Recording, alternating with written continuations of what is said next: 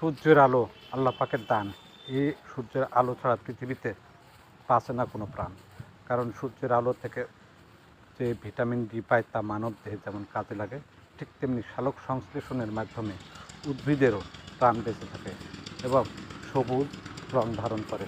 তাই রোদ যদিও আমাদের পয়সা লাগে না কিনতে, তারপরেও এটা কিন্তু আমাদের সম্পদ।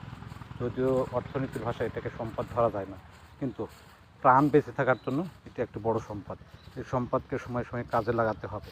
কারণ অতিরিক্ত রোদে যদি থাকেন তাহলে স্কিনের যেমন ক্ষতি হতে পারে, আবার হালকা মিষ্টি রোদ আপনার শরীরে এবং ত্বকে যখন পড়বে তখন ভিটামিন ডি পাবেন। আর এই ভিটামিন ডি আপনার সুস্বাস্থ্য রক্ষার জন্য বহুত উপকারী। তাই আল্লাহ পাকের প্রত্যেকটি নিয়ামতকে আমরা অস্বীকার করতে পারি না, কোনোটাই না।